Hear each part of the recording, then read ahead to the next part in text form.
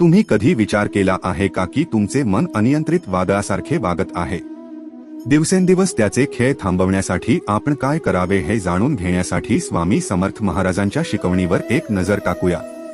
नमस्कार, आपल्या चॅनेलवर आपले स्वागत आहे. आज आपल्याला काही असे सांगणार आहोत जे आपल्या जीवनातील असंख्य समस्यांना एका ठिकाणी येऊन सुसंगत करू शकते.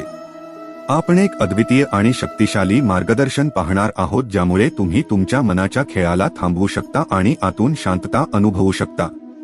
स्वामी समर्थ महाराज यांच्या 11 उपायांचा शोध घेऊन आपण आपल्या जीवनातील अशांती कशी दूर करू शकता ते जाणून घेणार आहोत. 1. ध्यान आणि साधना. स्वामी समर्थ महाराज यांनी सांगितले की रोज ध्यान आणि साधना करणे अत्यंत आवश्यक आहे. हे मनाला शांत ठेवण्यास मदत करते आणि अंतरात्माशी जडलेले संबंध मजबूत करते.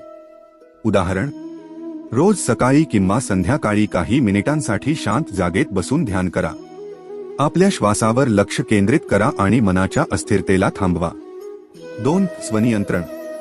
स्वयंवर नियंत्रण म्हणजे आपल्या विचारांची आणि भावनांची जाणीव ठेवणे.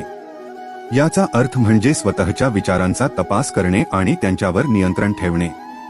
उदाहरण, तुम्ही अस्वस्थ किंवा उदास असाल तर त्या विचारांचा प्रभाव तुमच्यावर होण्याऐवजी त्यांना ओळखा आणि त्यांचे व्यवस्थापन करा.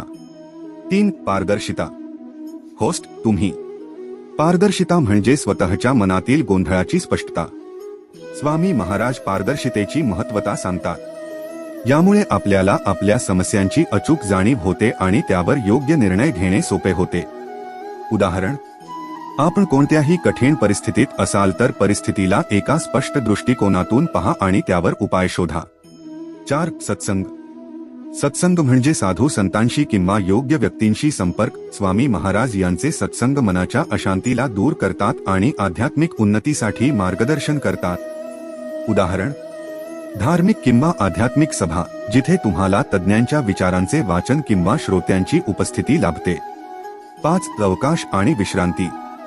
स्वामी महाराज असे मानतात की मनाला विश्रांती आणि अवकाश देणे अत्यंत आवश्यक आहे. यामुळे मनाला आराम मिळतो आणि ताजेतवाने वाटते. उदाहरण, दिवसाच्या कामकाजाच्या नंतर काही मिनिटांसाठी आराम करा किंवा निसर्गाच्या सान्निध्यात वेळ घाला. 6. स्वच्छता आणि शुद्धता. स्वामी महाराज यांनी शारीरिक आणि मानसिक स्वच्छतेचे महत्त्व सांगितले आहे. शारीरिक स्वच्छतेसह मानसिक स्वच्छतेसाठी नियमित साधना आणि विचारांचा तपास करणे महत्त्वाचे आहे. उदाहरण, सकाळी योगाभ्यास करा, घर आणि मन स्वच्छ ठेवा आणि नकारात्मक विचारांचा त्याग करा. 7. प्राणायाम.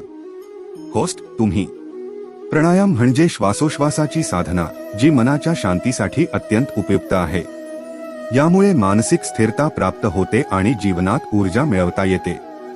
उदाहरण, नियमितपणे प्राणायामाचे व्यायाम करा जसे की अनुलोम-विलोम किंवा कपालभाती. 8. अर्थशास्त्र आणि संयम. होस्ट तुम्ही. अर्थशास्त्र म्हणजे आपल्या जीवनातील संसाधनांचे व्यवस्थापन आणि संयम म्हणजे स्वतःच्या इच्छा आणि भावनांचे नियंत्रण. हे 2 घटक आपल्या मनाची शांती टिकवण्यासाठी आवश्यक आहे. उदाहरण, वित्तीय व्यवस्थापन, वेळेचे योग्य नियोजन आणि आत्मसंयम ठेवणे. 9. कृतज्ञता. होस्ट तुम्ही. कृतज्ञता व्यक्त करणे आणि जीवनातील चांगल्या गोष्टींवर लक्ष केंद्रित करणे मनाच्या शांतीसाठी अत्यंत महत्त्वाचे आहे. यामुळे आपल्याला सकारात्मक दृष्टिकोन प्राप्त होतो. उदाहरण, दैनिक कृतज्ञतेची डायरी तयार करा आणि त्या दिवशी काय चांगले घडले आहे ते लिहा. 10. सकारात्मकता. होस्ट तुम्ही. सकारात्मक विचार आणि दृष्टिकोन मनाच्या अशांतीला दूर करतात. स्वामी महाराज यांचे शिक्षण सकारात्मकता वाढवण्याच्या उपायांवर जोर देतात. उदाहरण, सकारात्मक अफर्मेशन्स वापरा आणि नकारात्मक विचारांना धक्का देण्याचा प्रयत्न करा. 11. शरणागती. होस्ट तुम्ही. शरणागती म्हणजे ईश्वराच्या आश्रयात स्वतःला देणे. हे आपल्याला गहन शांती प्राप्त करण्यास मदत करते. उदाहरण, प्रार्थना आणि साधना करून ईश्वराच्या सान्निध्यात मन शांती मिळवते.